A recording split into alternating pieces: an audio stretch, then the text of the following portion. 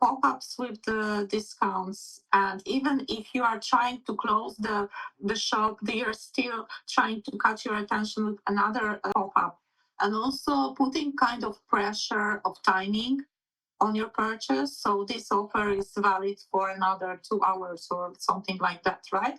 So the tools are really great, and also marketers have a really big knowledge and growing knowledge on the human brain. Yes. So just to give you example, maybe out of fashion, but the example is really similar. So marketers know that people tend to drink more from the glass that is round. If the glass is not round, people drink less. So for the restaurants, if the marketers or the management, they know this information, they will of course use the round glass. Objects, right, right. So these are like things that customers do not even are aware of. Yes. The tricks that they are using. We are not aware of many things that marketers are doing to us in the real world, or even more in the online world, because they analyze perfectly which color in which brand is better, which music for the brand persona in the shop is better. The music is not a coincidence. The music is especially designed for the brand persona. Wow. Wow. The lights that you have in the shop, the colors, the windows, the try fitting rooms, they are designed and they are backed with the full knowledge based on how our brains work. Exactly. With the full attention, they, as you also said, the human psychology, they master it. They learn so much about it, and then exactly, it's not a coincidence if you go to any shop. Sometimes we just feel like, okay, let's go to that shop, but in our brain, it's kind of like, oh, that's the colors look good, or the windows look good, or the exhibition that they put aside is look better. It's about brand experience, It's Exactly. about creating the great brand experience. I don't know, do you still have Abercrombie and Fitch? Right. So I was in New York back in 2000, I don't know, it was 2007 or 2006. And then Abercrombie and Fitch, the American brand, was so popular that people were just queuing all around the building to enter the shop. Wow. It was just because the experience they could have in the shop. And on the window, there were two people, very attractive models, one male, one female. They were dressed of course, in a brand clothes. They were like entering, inviting to the shop. In the shop, it was really, really dark. The music was playing like in the club, and people were shopping there. And the brand was so, so popular. Even though we didn't have Abercrombie and Fitch in Poland, it was perfectly known, and we were trying to buy something from people who were traveling to the States and who could bring us something. So yeah, of course, me as a ex-shopaholic, I was standing in the queue to visit Abercrombie and Fitch for 2 hours. Yeah. Because the queue was like all around the building. So yeah, they know what they do.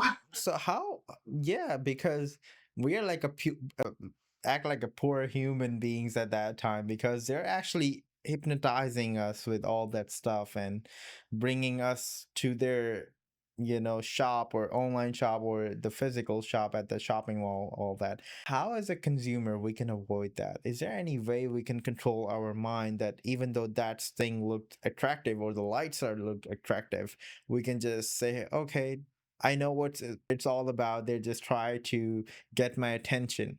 How can I avoid that?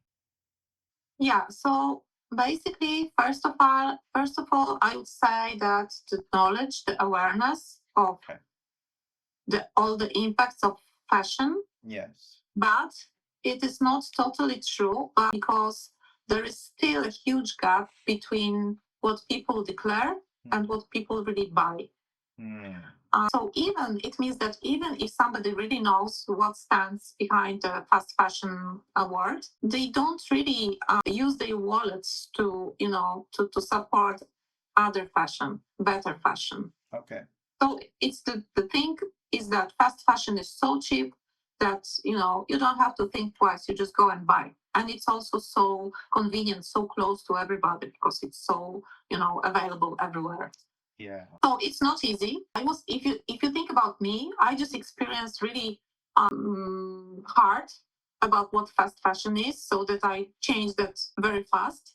But of course, not everybody has this chance to see how fast fashion is being produced. So I would say that, trying to find a few brands that you really value, that you really like, because fashion must be joy. Fast fashion, not fast fashion, but fashion is a pleasure. It should be. Why not? Right. But what does it mean, the pleasure? Mhm. Because for me today, it is not about buying a lot. For me today, it's about buying clothes that are so beautiful, so good quality, and ethically made that I want to wear it for ages. And in fact, I can. So this is my thinking, that today I'm trying to focus to not to buy fast fashion and to choose the sustainable choices, but only if I really love the clothes. I see. Because the product is first. You will not buy sustainable fashion if you don't love the product. This is something that I always try to explain to the brands that I work with. Your product must be first. Sustainability is important, but for majority of customers, first you need to create kind of hype around a product, and you need to give the decent product and stylish product and beautiful product.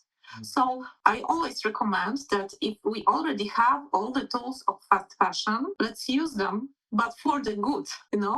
Right. If a brand wants to sell their sustainable clothes, just use the tools that you know of and that you know they work, because it's better that somebody buys your brand than fast fashion. It's not easy to change, but I can see progress. Right. Wow, that was interesting, really.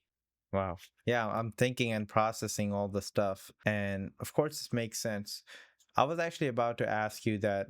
I never asked this question to anyone, I believe, but what's a good thing about fast fashion? What's the good thing? And what's a good thing about fast fashion? Oh my God. I think that's why I didn't ask it to anybody. Yeah, because I can't find the answer. Wow. No, exactly. Maybe it really can give joy and pleasure to some people, because I really the most important thing about all the businesses and everybody of us is just to find our lives meaningful but good ones. If something makes your life better, then it's good. So maybe this just one aspect that sometimes it makes some people feel good, but I'm not so convinced at all to this argument. We also talked about prices before when you mentioned. And do you think that we buy fashion because it's cheap, as you said? And but do you think that if people nowadays are still buying and we're so addicted to fast fashion, do we paying more now than before in fast fashion, even though we think it's cheap, but we're buying so frequently that we're paying it more?